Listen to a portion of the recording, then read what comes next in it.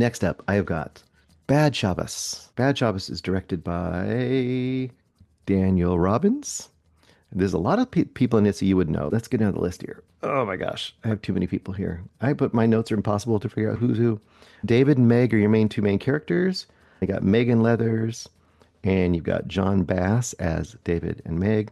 Then other actors you have in here, you have Milan Weintraub, which you've seen in a bunch of things. Kyra Sedgwick, David Paymer, Method Man is in here, and a bunch of other people. This is a sitcom movie. Now, I say that in a good way, but I think a lot of people take that as a pejorative. You get a lot of comedies, but you don't get many that are just like essentially a sitcom setup. And a sitcom setup, obviously, is you have a situation and there from comes the comedy. Three's Company would be like the quintessential sitcom, like that episode. Oh, that episode, everyone is trying to hide well, they're always trying to hide that Jack is gay in that series, which is a whole problem. But there's always something still. Like they have a dog. They have a dog in the apartment. They're not supposed to have a dog in the apartment. And all the comedy goes around them having a dog in the apartment for that weekend because they're dog watching for somebody, something like that. Well, this movie is kind of like that in a movie form. So you've got David and Meg so David is the son of a Jewish family.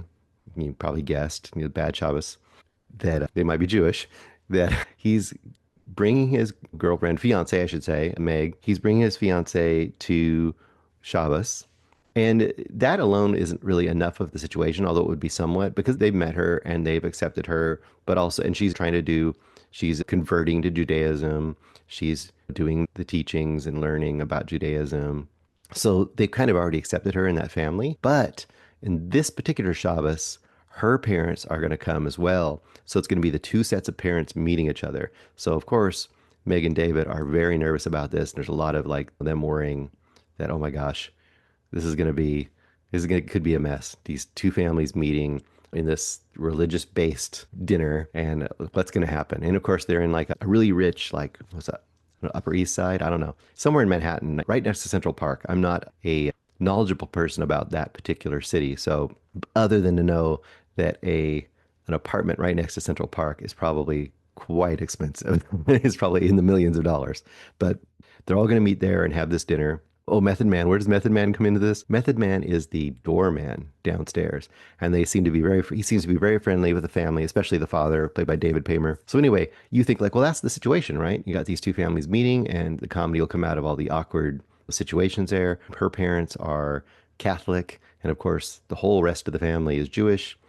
But, and I don't know if I should give you the inciting incident. I mean, it's kind of probably not a secret. I'm sure if the trailers probably explain it, but it would kind of be nice to discover the inciting incident. Let's just say David's sister is there and she has a boyfriend, and her boyfriend is a total a-hole. Everyone hates this dude, a business a-hole guy. In an 80s movie, he would be the Wall Street cokehead guy. That would kind of be how he would be coded. But this is not then. It's not the 80s, but he still kind of is coded as that kind of a jerk. Let's just say something happens around his character that changes the whole nature of the dinner party before the Catholic parents have arrived. So the entire family, one by one, including well, the entire family plus Meg, are there scrambling, trying to solve the problem that has occurred before the parents show up, the other parents, the Catholic parents, trying to hide this problem, trying to deal with this problem, trying to make this problem go away. So a whole bunch of comedy goes around that. Almost a screwball comedy to some degree. Like I said, situation comedy, screwball comedy. And then eventually they kind of pull Method Man. I keep calling him Method Man. I can't remember what his character's name is. They pull Method Man in to help them. He's kind of played up as like streetwise dude that's out down there being the doorman. But he's just as inept. His ways to solve the problem are just as bad and as inept as everyone else's. Just makes the problem worse. Just exacerbates the situation even further. And so it's just one situation after another as things just escalate and get worse and worse. This isn't going to change anybody's lives. This is not a very intellectual, heady movie. This is a very breezy, easy watch, simple comedy. Like I said, in some ways, it's almost a throwback comedy in that basic style. If you're looking for kind of a modern, edgy comedy, this is not it. If you kind of miss these sort of just kind of screwball situational just a bunch of characters, kind of a bunch of fun characters interacting and having silly situation after silly situation, I think this will kind of hit the spot. This is, once again, probably a pretty great date movie. It's not super hard R or anything. So, I mean, there's language and stuff in there, but there's nothing super gross. It never goes, like I said, super edgy or anything. This is not a Farrelly Brothers kind of a movie. I think it was a lot of fun. Now, are people going to run out to the theaters in droves to see this movie? Probably not, but like I said, it will hit the spot definitely for some people, especially people that are looking for something that's, like I said, not a little bit less extreme, does not have a bunch of gore or violence or anything. And this is one of those movies when it does get onto streaming, will be a really great movie when you have people at home that want to all watch something together. You could throw this thing on and just go with it. And it's like 90 minutes. It's not super long. It just kind of, it just hits the spot. I will probably go, I was going to go 3.5, but I think I'm going to go 4 stars in this movie. I think I had a lot of fun with this movie. It just, like I said, it really hit the spot.